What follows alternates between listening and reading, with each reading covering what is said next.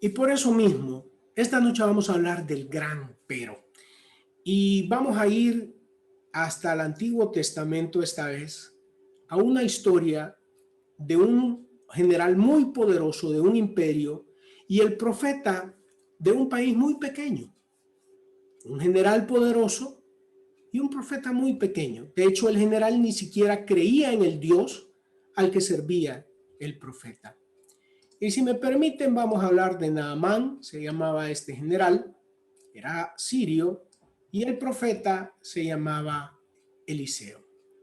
Y dice de la manera siguiente: Naamán, general del ejército del rey de Siria, era varón grande delante de su señor, era una persona muy poderosa, era el poder militar detrás del imperio sirio. Y lo tenía en alta estima porque por medio de él había dado Jehová salvación a Siria. Era este hombre valeroso en extremo, era un tipo muy valiente, pero leproso. Ya vamos a hablar de lo que era la lepra en ese momento. Y de Siria habían salido bandas armadas y habían llevado cautiva de la tierra de Israel a una muchacha, la cual servía a la mujer de Naamán. Esta dijo a su señora: si rogase mi señor al profeta que está en Samaria, él lo sanaría de su lepra. Entrando Naamán a su señor, es decir, al rey de Siria, le dijo: así y así ha dicho una muchacha que es de la tierra de Israel. Y le dijo el rey de Siria: anda, ve, y yo enviaré cartas al rey de Israel. Y les voy a contar después lo que pasa, pero yo quisiera que en el versículo 7 nos vamos a saltar y dice: luego que el rey de Israel leyó las cartas, rasgó sus vestidos y dijo: soy yo, Dios, que mate y dé vida, para que éste envíe a mí que sane un hombre de su lepra. Considerad ahora y ved cómo busca ocasión contra mí. El pequeño rey de Israel creía que el rey poderoso de Siria le daba esta petición de que sanaran a su general como una excusa para invadirlo. Pero Eliseo le responde, el profeta del pequeño reino les responde: cuando Eliseo, el varón de Dios, oyó que el rey de Israel había rasgado sus vestidos, envió a decir al rey: ¿por qué has rasgado tus vestidos? Rasgar los vestidos es una seña de luto, de indignación. ¿Por qué lo hiciste? Que venga ahora a mí. En buen salvadoreño, échame al general y sabrá que hay profeta en Israel. Y vino Naamán con sus caballos y con su carro, es decir, con un desfile muy poderoso, y se paró a las puertas de la casa de Eliseo. Entonces Eliseo le envió un mensajero diciendo: ve y lávate 7 veces en el Jordán, y tu carne se restaurará y serás limpio. Esto era una ofensa para Naamán, porque por todo el enorme desfile que llevaba y por su preeminencia como general, él merecía que el profeta directamente saliera. Y de hecho Naamán se fue enojado y dijo: he aquí, yo decía para mí, saldrá él luego, y estando en pie invocará el nombre de Jehová su Dios, y alzará su mano y tocará el lugar y sanará la lepra. Habana y Farfar, ríos de Damasco, no son mejores que todas las aguas de Israel. Si me lavar en ellos, ¿no seré también limpio? Y se volvió y se fue muy enojado. Mas sus criados se le acercaron y le hablaron diciendo: Padre mío, si el profeta te mandara alguna gran cosa, no la harías. Cuanto más diciéndote: lávate y serás limpio.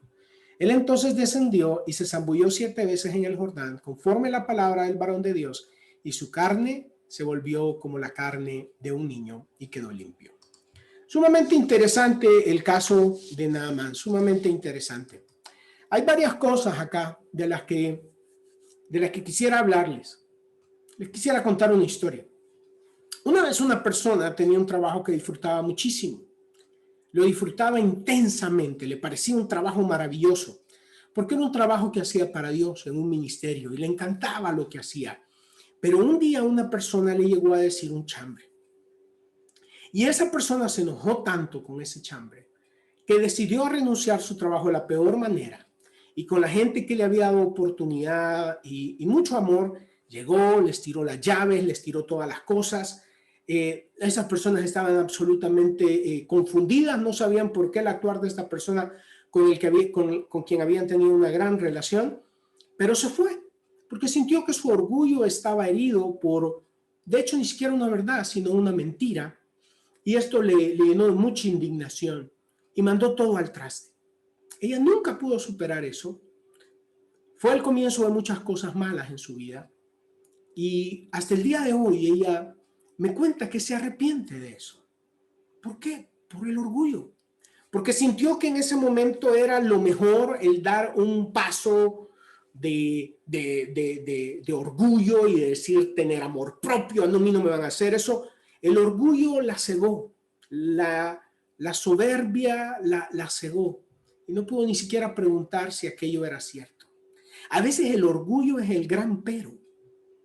Fíjense que hay muchísimas citas, pero el que más habla del orgullo es Salomón. Muy posiblemente el rey Salomón, hijo del rey David, el hombre que el reino de Israel habla como el más grande, como el reino más suntuoso, un hombre que llegó a tener 1000 mujeres, 300 esposas, 700 concubinas, un hombre muy poderoso, fue el que más habló del orgullo.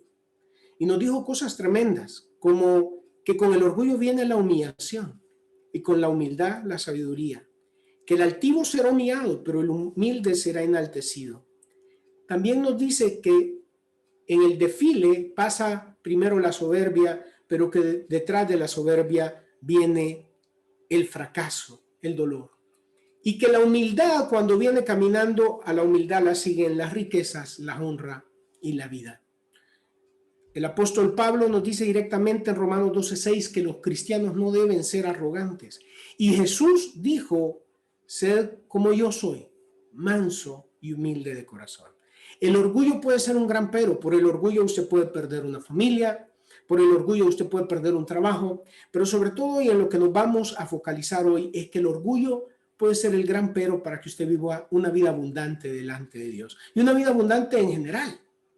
El orgullo, ¿no? Eso de que yo soy la parte central. De hecho, muchos analistas bíblicos dicen que el primer pecado fue el orgullo, porque el primer pecado, cronológicamente hablando, no fue Adán. El primer pecado, cronológicamente hablando, del que tenemos registro es de Luzbel, siendo un ángel de luz, ¿verdad? Que dijo, ¿por qué yo no puedo ser igual a Dios? Se llenó de orgullo y dijo, yo puedo ser igual a Dios. Y eso causó una pequeña crisis en algunos de los ángeles y el Señor a una tercera parte de los ángeles los destierra. De hecho, Satanás usa el mismo juego con Adán. Es que Adán desobedeció, no, la desobediencia fue la consecuencia, pero el pecado, ¿cuál fue? Si tú comes de este fruto serás igual a Dios, el orgullo. Algo que nos aleja de Dios desde el principio con Adán y Eva hasta el día de hoy es el orgullo. Y Naamán era alguien que podía hablar mucho de eso. Y en la historia de Naamán podemos ver principios, cómo podemos superar este gran pero que nos hace hablar cuando tenemos que estar callados, que nos hace ser agresivos cuando tenemos que estar en paz, que nos hace ser odiosos cuando tenemos que ser amorosos y que nos hace dañar cuando tenemos que consolar. Este gran pero que es el orgullo. Lo primero que quisiera decirles en los principios solo son 3, pero principios muy profundos acerca de este gran pero en Naamán. Es que en Naamán vemos que la desesperación puede mostrarnos la puerta hacia la humildad. El orgullo es una cárcel y la humildad es la puerta de salida de esa cárcel. Pero a veces es la desesperación, la pequeña luz que nos ilumina la luz de esa cárcel, del orgullo, de la soberbia, de la arrogancia. Naamán, ¿a quién es que escucha? Bueno, escucha a una esclava. Eso no era muy normal. Es decir, el general del ejército más poderoso de esa región, el imperio sirio, iba a poder, de hecho le quiero decir, ellos no adoraban al Señor, ¿no? De hecho, al final, y si usted todo lo lee, ellos adoraban al dios Rimón. Entonces, en todo caso, Naamán hubiera escogido, si hubiera ido por la parte religiosa, hubiera escogido tal vez a un sacerdote de ese dios, o por la parte estratégica a alguno de sus generales, de sus colegas, o por la parte médica, algún médico del imperio, pero oye a una esclava. Es que la desesperación te es una pequeña luz que te saca del orgullo. Cuando no es lo mismo un hombre lleno de orgullo en estabilidad que en desesperación. A veces la desesperación es la mejor maestra de la humildad. Yo nunca le iría a pedir trabajo a ese, hasta que uno se queda sin trabajo. Yo nunca iría a hacer eso hasta que yo nunca prestaría dinero hasta que uno tiene un hijo enfermo y no tiene cómo pagar. La desesperación es una gran maestra de la humildad. Pero ¿por qué estaba tan desesperado Naamán? Porque la lepra, si el día de hoy es un reto, imagínense en ese momento cuando había tantas nociones de la lepra como una maldición. Y las personas leprosas perdían todo lo que tenían porque eran desterradas. No había ninguna misericordia para los leprosos. Por eso usted ve la historia de los leprosos y el Señor Jesucristo que se encuentra y que están a los 10, pero solo 5 regresan. Y porque era algo maravilloso la sanidad de la lepra, porque el leproso perdía su familia, perdía sus bienes y era desterrado porque era creído que era de alta contagiosidad la enfermedad. Entonces, este tipo estaba fregadísimo, este tipo estaba en un enorme problema. Este tipo sabía que estaba a momentos de que la lepra se esparciera, porque empezaba y llegaba a deformarlos, empezaban a perder sus facciones, era algo terrible, se les caían sus dedos, a veces se inhabilitaban para comer los leprosos y eran extraídos de la familia y de la comunidad, perdían todo. Entonces su enorme desesperación lo lleva. Miren, yo le quiero decir una cosa, a veces hay que leer las situaciones que nos pasan. A veces tenemos que leer si las situaciones que nos pasan no es Dios queriendo trabajar nuestro orgullo, no es Dios fomentando una situación de desesperación para que usted encuentre el lugar donde usted puede encontrar más victoria, que es cuando cae de rodillas. Cuando cae de rodillas a veces es un momento de humillación, de sometimiento, pero es el mejor momento porque usted empieza a encontrar que cuando está de rodillas es cuando el mundo está más estable. Y lo que le pasó a Naamán es que la lepra le dio un problema tal que cualquier solución le parecía buena. Y escuchó a la esclava de su esposa. Ahora, el oír esa palabra en sí mismo fue un acto de misericordia. Y déjeme explicarle por qué. La muchacha era una esclava. La muchacha no era su hija. La muchacha de hecho dice que una banda armada la había llevado cautiva. Esa muchacha había sido sustraída de su hogar. Esa muchacha había sido esclavizada. Esa muchacha era mirada como propiedad en la casa de Naamán. Entonces esa muchacha que conocía que había un Dios poderoso en Israel pudo haber dicho, este viejo malvado, cómo me ha dado problemas, cómo me raptaron de la casa de mis padres, de mi cultura, de mi comunidad, todo lo que me ha hecho, que se muera desgraciado, eso bien se lo tiene merecido con todo lo que me han hecho a mí. Pero ella se compadeció de la tragedia de esa familia y le da no solo una solución, sino le da la solución. Es decir, qué bendito fue Naamán, que en su desesperación fue la luz que lo hizo ver no una solución, sino la solución a la lepra. Pero esa solución, el que la haya escuchado, era un acto de misericordia, porque esa niña estaba teniendo misericordia hacia el tipo que le había hecho muchísimo daño. ¿Por qué le digo esto? Porque no hay lepra como el pecado. La figura de la lepra realmente es una figura del pecado en nuestra vida, de lo que nos aleja del Señor, de aquellas cosas nocivas y dañinas que hemos hecho y en las que nos hemos convertido. Pero el oír en medio de nuestra desesperación una palabra que nos diga, yo soy el camino, la verdad y la vida, el que viene a mí, aunque esté muerto, vivirá. Venid a mí todos los que estén trabajados y cansados, que yo os haré descansar. El hecho de que nosotros en medio de nuestra desesperación oigamos la voz de Dios en sí mismo es un acto de misericordia, porque no mereciéndolos, Él nos ama, y no mereciéndonos, Él nos habla, y no mereciéndolo, Él nos quiere sacar de aquello que nos ha causado tal desesperación. No espere llegar a la desesperación para el camino a la humildad. Pero si usted está en medio de una situación desesperada, puede ser que Dios lo quiera sacar de una cárcel de orgullo y de soberbia, y que la desesperación es la luz que le está mostrando esa salida. Y esa salida en sí misma es un enorme acto de misericordia. Lo segundo es que pasa algo muy interesante. Cuando al rey bien le pareció decirle a Naamán, dale reinito de 2 por el Colón que está por ahí, dale con todo, o sea, ahí nos tienen que render pleitesía. Le da una carta para decirle al rey, este es mi recomendado, me lo trata bien, papito, porque si no, claro, ¿quién era el poderoso? Él era el que tenía la relación de poder. Y llega en una relación de poder al rey, tan relación de poder era, que él rasga sus vestiduras y que él dijo, mejor me tomo un matarratas porque lo que este quiere es venirme a hacer pedazos. Esa es una excusa, es tan burda, tan obvia la excusa, que me va a mandar a este tipo con la excusa de que lo sane, pero yo ¿de dónde voy a sanar? Si generalmente los reyes de Israel, y sobre todo de Israel, que era el reino del norte, eran reyes medio perdidos, no tenían mucha comunión con Dios, ¿cómo lo voy a hacer? Pero Eliseo le dice, este rollo no es contigo, este rollo es conmigo. Y en buen salvadoreño le dice, échame al general. Pero ¿cómo llega el general a la casa de Eliseo? La casa de Eliseo, el profeta, era una figura del Espíritu Santo.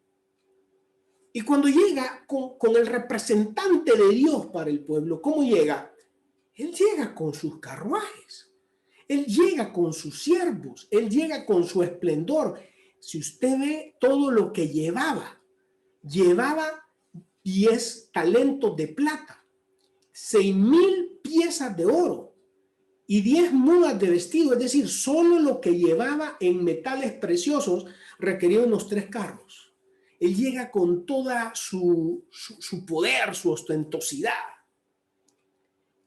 Y cuando llega Eliseo, o sea, yo le voy a poner un ejemplo. Si hoy, 2000 años, bueno, más como 3000 años después de que eso pasara, yo llego a su casa y le digo, caramba, yo llego con una necesidad tremenda. Fíjate que yo quisiera hacerte un préstamo de $10 y cuando yo llego, usted solo me manda un empleado y dice el don que tenga que se vaya. Yo lo sentiría como ofensa. Yo diría, este no ve que fregado estoy. O sea, por lo menos debería venir a decirme, anda a traerlos a la tienda o anda donde fulano, pues ni siquiera se dignó, mandó un su empleado. Imagínense en ese momento, el general llega con todo su poder y le mandan un siervo y le dice, vaya al Jordán. El río Jordán, y yo nunca he estado, espero algún día estar, pero si usted lo ve, o si usted algún día ha estado, usted ve que no es un río nada impresionante. O sea, el EMPA lo mira un poquito así debajo del hombro al Jordán, porque es un río muy pequeñito, ¿no? Lo hermoso es que ahí se bautizó el Señor, lo hermoso es que ese río se partió cuando Josué pasó, lo hermoso son las historias bíblicas, pero geográficamente no representa algo muy imponente. Entonces le dicen, o sea, imagínense qué locura diplomática, Eliseo manda al siervo y le dice, decirle que se va a meter 7 veces al río. Y un río que él lo miraba como que le digan, vaya a meterte al Acelguate. Esa era la implicación para Naamán. Y él se enoja y dice, si cualquiera de los ríos que quedan cerca de mi casa son mejor que el Acelguate al que me está mandando este. El segundo principio que podemos aprender en esto es que el camino a la verdadera humildad que nos acerca al Señor y el camino a avanzar a ese enorme pero que es el orgullo. Usted en la desesperación le enseña el camino, pero usted atraviesa la puerta y empieza a caminar en él cuando usted acepta las reglas del reino y desecha las reglas que usted ha aprendido en su vida. Las reglas que hemos aprendido en la vida es que si yo quiero algo, solo yo puedo. Las reglas del reino son, sin mí, nada lo pueden hacer.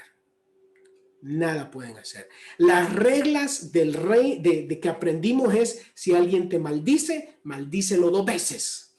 Si alguien te pega en la cara, le pegas una penqueada y lo mandas al hospital. Las reglas del reino son, si alguien te maldice, bendícelo. Si alguien te hace la vida miserable, ora por él y bendícelo.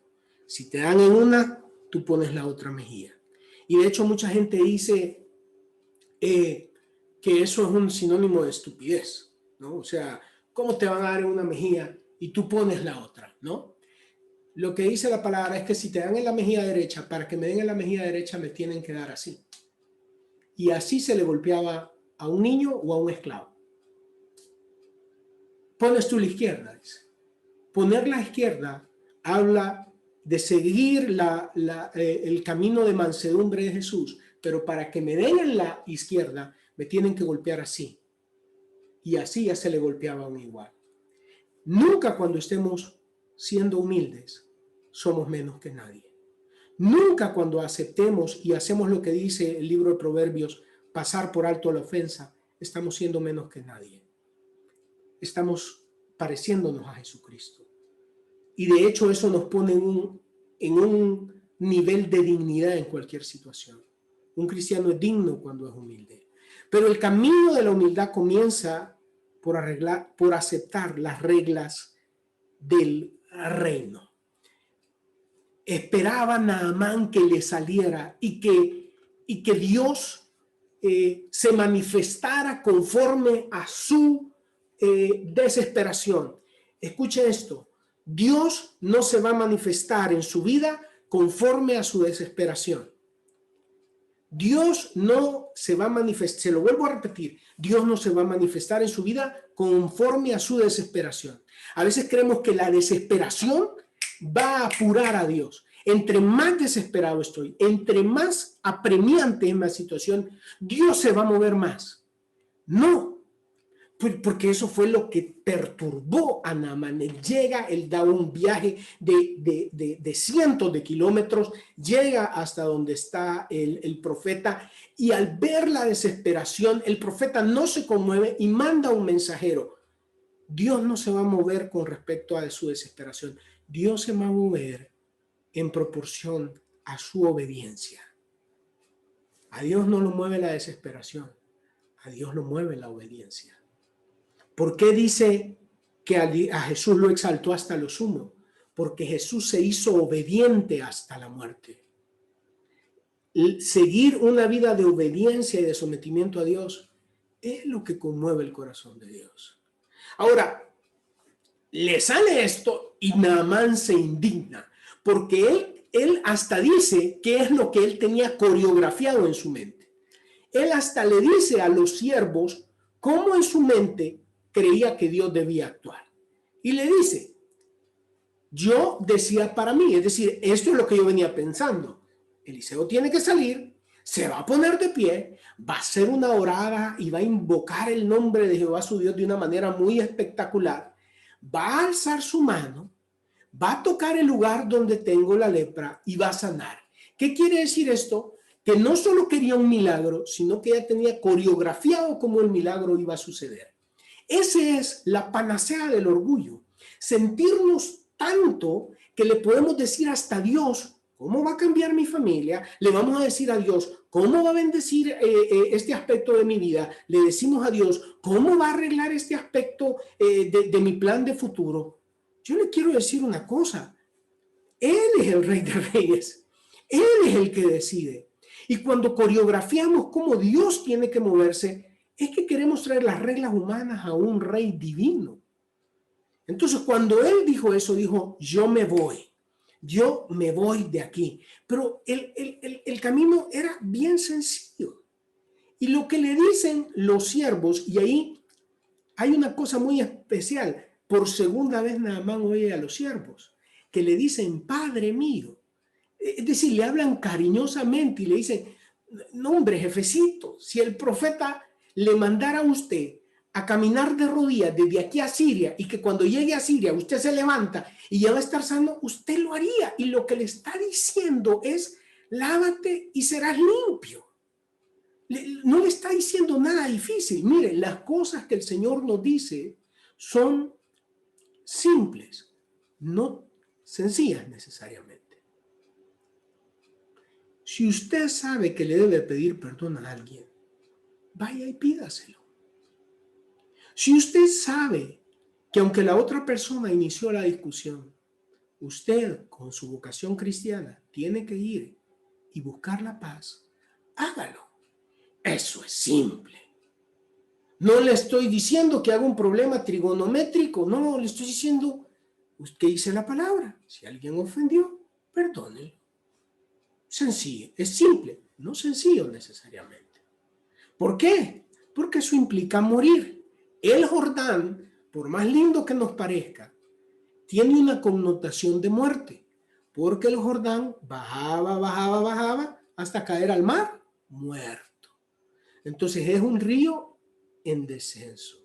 Por eso la figura del Jordán es muerte. Por eso el Señor Jesús se bautizó, porque el bautismo, ¿qué quiere decir? Muerte a la vieja naturaleza. Por eso se dio en el Jordán. Entonces, no era sencillo.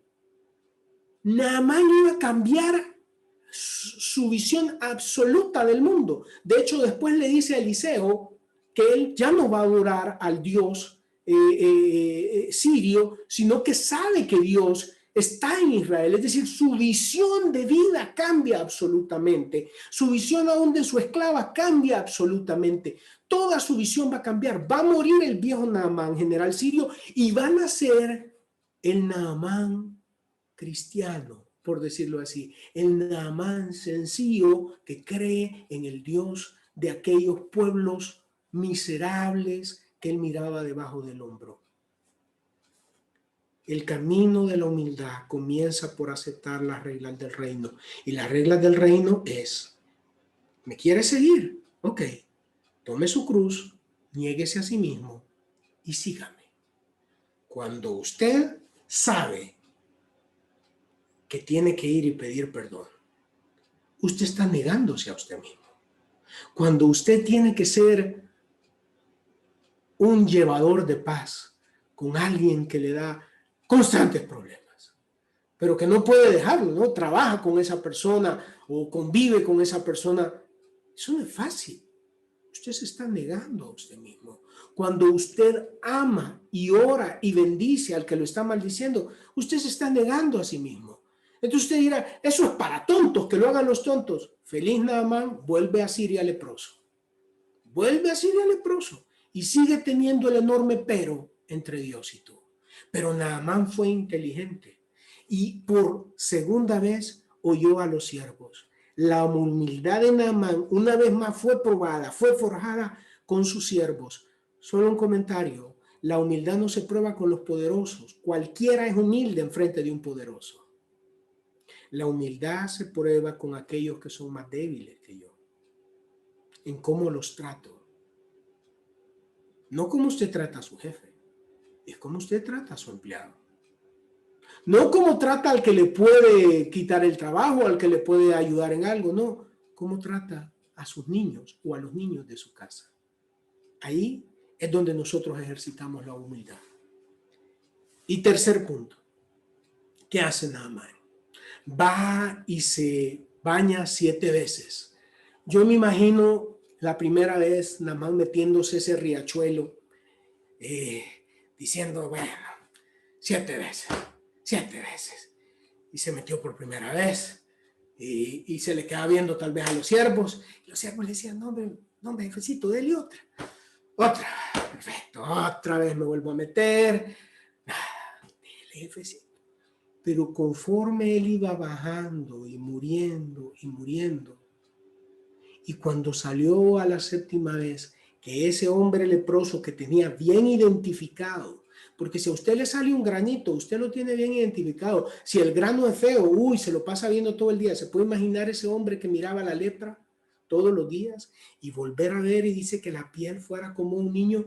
Qué gozo habrá sentido ese hombre que se regresó y le suplicó a Eliseo y le dijo, Eliseo, acepta todos los regalos, y dijo, vive Jehová y de su alma, que no voy a agarrar nada de lo que trae. Yo me imagino los siervos de Eliseo viendo los miles de piezas de oro diciéndole, no hombre jefe, aunque sean nosotros, aliviánenos. Pero ¿sabe por qué no? Porque que la bondad y la misericordia de Dios no se compra. No la podemos comprar con acciones. Mire, usted me dice, mire, ¿cuántos ayunos yo tengo que hacer para que Dios me sane? Yo le diría, mire, si usted quiere ayunar, ayune, pero nosotros ayudamos para estar cerca de Dios. No hay ningún sacrificio que va a convencer a Dios. Eso era por lo que Eliseo dijo, yo no te agarro ninguna pieza, porque quería hacer un punto La misericordia de Dios no se compra, es gratis. Y de la única manera en que la podemos accesar es a través de la obediencia. Sin obediencia no hay humildad. Sin obediencia todavía estamos presos de la cárcel del orgullo. Naamán encontró la salida de esa cárcel. Y la salida de esa cárcel fue precisamente su salvación. Muchas personas no le abren su corazón a Jesús porque es demasiado tonto. Una oracioncita, vivir orando, es una tontera. Yo soy una persona muy preparada. Yo creo en las leyes de la termodinámica, yo creo en lo probable. Qué duro es cuando el orgullo nos mantiene en una cárcel, nos aísla el orgullo, no nos permite vivir una vida abundante. Pero puede ser que tal vez la desesperación le ha enseñado la luz de salida de esa cárcel. Y tal vez usted pueda empezar a caminar entendiendo que no son sus reglas nomás, son las reglas de Dios. Y la regla de oro de Dios es obedecerle, porque la obediencia es prueba de fe y la obediencia es prueba de humildad. No sé de qué lo ha privado el orgullo, pero ¿por qué no decidimos esta noche que el orgullo ya no sea un pero entre Dios y yo? Un pero entre Dios y mi familia, un pero entre el propósito de Dios para mi vida y mi desarrollo, que ya no sea el orgullo un pero. Si tiene que hacer algo, si usted identifica esta noche dónde está su río Jordán tal vez está en irle a pedir perdón a alguien. Su río Jordán tal vez está en aceptar el perdón de alguien. Su río Jordán tal vez está en aceptar que las cosas que usted planeó que salieran de una manera, no salieron así. Y decirle, bueno, Señor, tú sabrás. Y aceptarlo con resignación y paz. ¿Dónde está su río Jordán? ¿Por qué no va esta noche y se baña? Y usted verá la misericordia de Dios cuando obedecemos. Tal vez no la mira esta noche, pero eventualmente usted comprobará que la vida del humilde, como decía Salomón, es una vida que tiene muchas más riquezas, mucha más vida, mucha más prosperidad que la vida del soberbio. Oremos. Buen Dios y Padre Celestial, te damos gracias por todos los que estamos acá reunidos. Señor, entendemos que son tus reglas y no las nuestras, bajo las que debemos, Señor, regirnos. Señor, no sabemos cuál es la lepra de cada uno. En algunos puede ser una enfermedad. En otros, Señor, puede ser, Señor, la desesperación de buscar o necesitar algo que no se encuentra. Pero cualquiera que sea esa lepra, tal vez nos ha encendido una luz que es la luz de la humildad. Podemos seguir dando vueltas en la cárcel y decir, le apostaré a hacerlo yo, le apostaré a salir a través de mis fuerzas, le apostaré porque yo soy capaz. Y daremos vueltas y vueltas, cual presos en la cárcel y nunca saldremos. Señor, que la desesperación, llámese como se llame, que haya venido a nuestra vida, nos enseñe la salida de esta cárcel del orgullo, de la soberbia, de la arrogancia, y que empecemos a caminar bajo tus reglas. Señor, es un camino simple, no sencillo, porque estrecha es la senda por la que caminamos, Señor, y amplio el camino de la perdición. No es un camino sencillo, pero sí es simple, Señor. Si nos ofenden, perdonar. Si nos maldicen, bendecir. Si las cosas no se han dado como yo quería, aceptarlas en cristiana resignación. Tratar de hacer paz con aquellos que solo parecen estar interesados en guerra. Y cuando todo falle, ir de rodillas a ti y decirte, Señor, necesito sabiduría. Quiero ser manso y humilde de corazón como lo eres tú. En el nombre de Jesús oramos. Y todos ahí donde estamos decimos amén